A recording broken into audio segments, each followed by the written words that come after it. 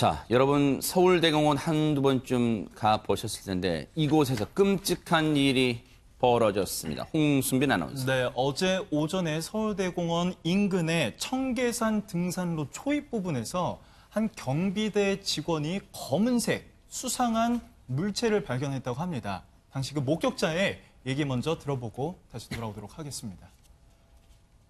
비닐봉투가 좀 묶었던가 한 걸로 요거만한 게 거기 있더라고. 숲을 속에. 풀 지금 헤쳐져 있는데 그대로 있었다라고 생각하신 거예요. 봉투도 그냥 쌓여져 있는 상태. 네, 지금 바로 이곳이 어제 그 검은색 비닐봉투가 발견된 곳인데요. 여기가 등산객 출입이 잦은 서울대공원 주차장 후문 쪽 노란색 수풀이라고 합니다. 여기서 이제 어제 오전 9시 40분경에 그 비닐봉투를 발견했는데 발견하고 봉투 쪽으로 다가가다 보니까 뭔가 좀 악취가 났다고 합니다. 네. 그래서 이 경비대 직원이 급하게 경찰에 신고를 합니다. 아하. 출동한 경찰이 이제 와서 그 검은색 봉투를 확인해 보니까 시신의 일부분이 들어있었다고 합니다. 아. 게다가 그 근처를 확인을 해봤는데 그 추가로 그 시신의 다른 부위가 들어있는 비닐봉투를 또다시 발견을 했다고 합니다. 아하. 시신이 훼손된 시신이 2개의 비닐봉투에서 발견이 됐습니다.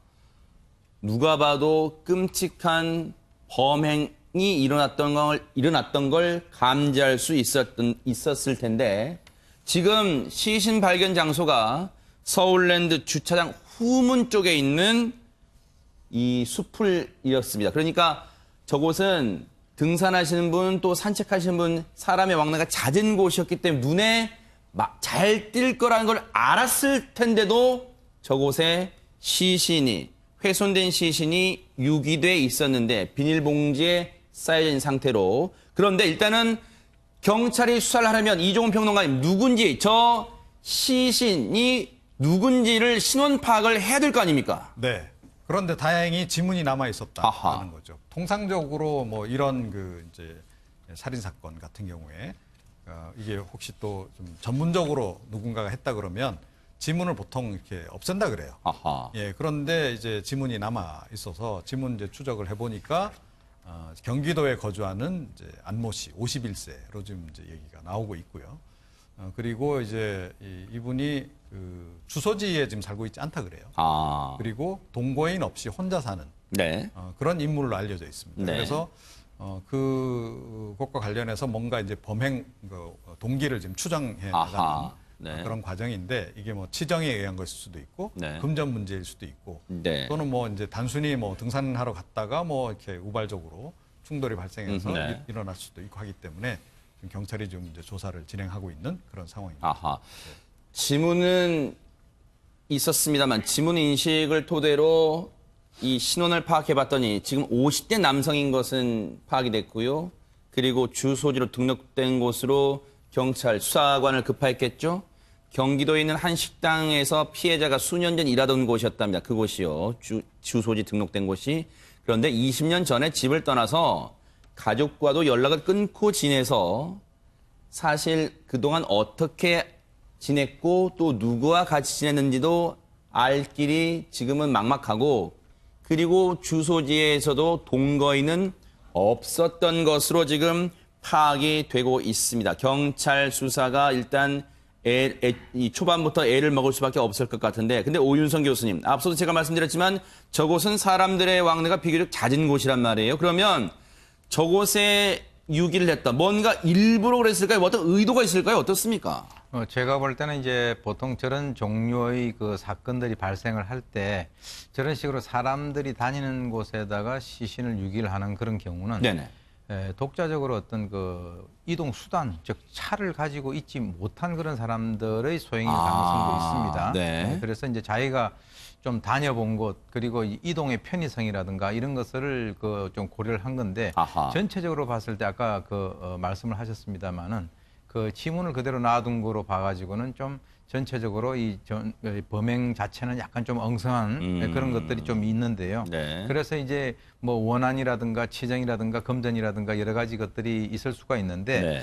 지금 이제 얘기 나오는 것은 그 이 발견하기 일주일 전부터 그쪽에서 부패되는 냄새를 맡았다라고 하는 진술이 나와 있거든요. 아하, 네. 그래서 이제 경찰 측에서는 이 범인이 범행을 하고 난 이후에 그 어떤 뭐 집이라든가 이런 곳이 될 텐데요. 하루 네. 이틀 정도 시신을 보관을 하고 난 이후에 그 시신을 훼손하고 현장에 유기를 한 것으로 추정을 하고 있고요. 아. 그리고 이제 또 특이한 것은 이번에 이제 밝혀진 그 50대 남성 같은 경우는 지난 10일 전후까지 그 사람 명의의 휴대전화가 사용한 흔적을 이제 발견을 했다라고 한다면 적어도 그때까지는 이제 이 사람이 생존해 있었다. 그리고 네. 이제 이 살인 사건도 그때의 그 전후로 해서 그 네. 사건이 발생한 것이 아닌가 이렇게 추적을 하고 있는데요. 현재 이제 경찰은 이를 그 기초로 해서 범인을 추적을 하고 있는 그런 상태입니다. 그런데 제가 볼 때는 저 사람의 신원이 밝혀졌기 때문에 네. 물론 이제 그 뭐 생전 거주지가 확인은 안 됐다 하더라도 그 사람의 그 중심으로 해가지고 주위에 여러 가지 어떤 수사를 하게 되면 범인을 특정하는 것은 또 뭐 어느 정도 시간이 경과하더라도 그렇게 뭐 어려운 일은 아니겠다 이렇게 저는 생각이 듭니다. 손수호 변호사님, 지금 경찰은 할 수 있는 모든 방법을 동원해서 용의자를 이 좁히는데 아마 수사를 집중할 것 같은데 일단 제일 먼저 해볼 게 저곳이 주차장, 서울대공원 주차장 쪽이란 말이에요. 그러면 주차장 후문 쪽이라면 뭔가 저쪽에 일단 기본적으로 CCTV 등을 주변 일대를 샅샅이 CCTV 등을 뭐랄까요, 다 찾아보고 그리고 분석해보는 그 과정이 일단 필요할 것 같습니다. 그렇죠. 최근에는 이제 CCTV 영상을 분석하는 게 수사에 아주 뭐 기초가 되고 있고요. 네네. 또 이를 통해서 굉장히 큰 성과를 내고 있거든요. 아하. 이번에도 그런 작업이 이루어질 텐데, 근데 중요한 거는 그 빨리 확인해야 되잖아요, 누군지를. 네. 그러기 위해서는 그냥 무턱대고 다 볼 것이 아니라 어느 시점, 어느 시기를 좀 더 범위를 좁혀서 보면은 더 빨리 확인할 수 있습니다. 네. 근데 그렇게 할 수 있는 방법 중에 하나가 바로 이 범행 일시를 좀 특정해야 되는 것인데요. 또 범행 일시를 특정하기 위해서는 이 휴대전화 이용 내역 등을 확인하면 또 편할 수가 있거든요. 네. 그런데 또 이 휴대전화 이용 내역 등을 확인하기 위해서는 이 피해자의 신원을 알아야 됩니다. 아하. 그런데 지금 다행히도 피해자가 누군지를 확인했다면 그 피해자가 뭐 이제 그 차명 휴대전화가 아니라면 본인 명의의 휴대전화를 썼다면 이제 언제 어디에서 이제 그 사용했는지 등을 통해서 그 해당 지점에 언제 왔는지 등을 확인할 수도 있거든요. 네. 사실 물론 이제 그 해당 지점에서 살해까지 이루어졌다 네. 라고 한다면은 그렇게 진행될 가능성이 높고 네. 물론 다른 지점에서 살해가 된 후에 이제 그 사체만 이동되었다라고 한다면은 그렇게 뭐 추가적인 수사가 필요하겠습니다만 네. 그래도 다행히 네. CCTV가 많이 있는 그런 그 지역이기 때문에 네. 경찰 입장에서는 수사에 좀 속도를 낼 수 있을 것 같습니다. 아하. 지금 이 경찰은요, 할 수 있는 한 모든 방법을 일단은 초동수사부터 진행을 할 것 같아요. 지금 그런데 이 끔찍한 범행이 일어난 지는 최소 일주일은 지금 넘은 것 같아요. 왜냐하면 앞서도 말씀드렸죠. 주변을 지나던 분들이 뒷길에서 이 해당 지역에서 일주일 전부터 부패한 그런 악취가 났다고 얘기를 하고 있기 때문에 최소 일주일 전에는 범행이 이루어졌던 걸로 추정해 볼 수 있을 것 같은데 일단은 최명기 원장님, 저곳은 앞서도 말씀드렸지만 많은 이 왕래 사람들의 이동도 잦고 한단 말이에요. 그러면 글쎄 이 끔찍한 범죄 이후에 뭔가 이 추가 행동이 이루어졌던 장소란 점에서 사람들의 어떤 공포감도 극대화될 수 있을 것 같습니다. 네, 그럴 수 있습니다. 왜냐하면은 여기가 이제 우리가 낮에 보니까 이동이 잦아서 눈에 보이게 되지요. 당연히 저 사람이 이제 밤에 버리게 됩니다. 그랬을 수 있겠네요. 그렇기 때문에 저 이제 범인의 입장에서는 빨리 어떤 시신을 처리하고 싶은 마음 때문에 낮에 어떻게 될 것까지를 갖다 예상할 수 없게 되거든요.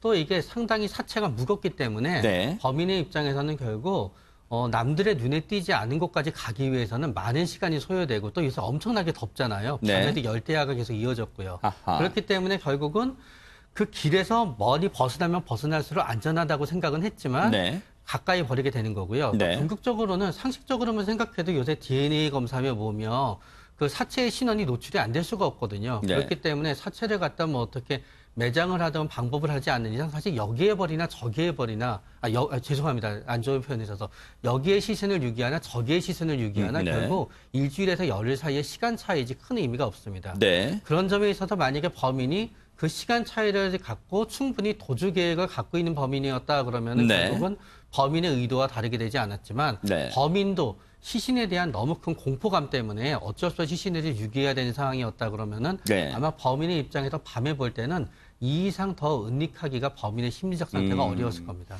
저곳이 말씀 듣고 보니까 밤에는 저곳이 왕래가 현저하게 줄어들 수도 있겠다는 생각도 해봐요. 그런데 오윤성 교수님, 오늘 이제 국립과학수사연구원의 부검이 진행될 예정이랍니다. 그러면 지금 이 피해 남성의 얼굴 부위에 상처가 나 있었대. 물론 이게 사망 원인과 관련이 있는지는 부검을 해봐야겠지만 혹시 부검을 통해서 이 가해 남성, 즉 뭔가 이 범인의 이 DNA랄까 그런 게 증거가 좀 남아있을 가능성이 있을까요? 어떻습니까? 일단 이제 이 시신의 부패 상태에 따라서 좀 다를 수가 있는데요. 지난번에 강진 사건 같은 경우는 너무 부패해가지고 사망 원인을 그랬죠. 밝혀내지 못했지 않습니까? 그런데 이제 얼굴에 상처가 났다라고 하는 것을 이제 인식을 할 정도면 어느 정도 이제 그 부검을 통해서 이 피해자가 어떤 식으로 사망을 했는가에 사망 원인에 대해서 아하. 뭐 목이 졸렸는지 아니면은 뭐 또 뭐 어떤 머리에 두부 함몰이 있는지 하는 등등 여러 가지 것을 이제 통해서 그것을 밝힐 수가 있을 네. 것이고요. 그것을 이제 밝히게 된다면 이제 또 우리가 또 하나 좀 더 추가로 말씀을 드리고 싶은 것이 이게 주차장 바로 옆이란 말이에요. 네. 주차장 바로 옆이기 때문에 경찰에서는 또 추가적으로 어떤 사람이 뭐 이렇게 이동 수단 없이 갖다 유기를 할 수도 있는 그런 것도 있지만 네. 또는 뭐 이 그 렌트카 등을 이용을 해서 그 주차장에 차를 주차해 놓고 바로 그 근처에 시신을 유기했을 가능성도 있다라고 하기 때문에 시신이 발견된 현장을 다녀간 렌트카를 네. 중심으로 용의 차량을 현재 선별 중인데 네. 왜 그러냐면 렌트카 같은 경우는 전부 GPS가 돼 있어가지고 아하. 언제 어느 장소에 갔다라고 하는 것들이 나오거든요. 아하. 그렇기 때문에 만약에 아까 얘기 나왔습니다마는 그렇게 유기했던 그 시점을 우리가 특정을 하게 된다면 네. 그 시점에 바로 그 해당 주차장을 다녀갔던 렌트카가 있다면 네. 그와 연관해서 지금 다시 추적을 하고 있는 그런 아하. 상황입니다. 지금 경찰은 여러 가지 할 수 있는 방안을 다 이 총동원할 겁니다. 일단 거주지에는 사실 이 피해 남성의 현재 거주지는 불명확하다는 게 맞을 거예요. 예전에 주소지로 등록된 곳은 가봤습니다만 식당이었고요. 그리고 현재 어디에 거주하고 있는지는 불분명하고 과연 누구랑 살았는지도 불분명한 상태이기 때문에 지금 상당히 애를 먹을 수밖에 없다. 그래서 일단은 주변에 CCTV 그리고 그 CCTV에 찍힌 차량을 중심으로 렌트카 등 차량을 중심으로 수사를 할 것 같고 그리고 단서가 될 휴대전화 내역 등 그리고 통화를 과연 누구랑 했는지 등을 집중적으로 수사할 것으로 보이는데 이 사건은 계속해서 뉴스파이터가 추적을 해보도록 하겠습니다.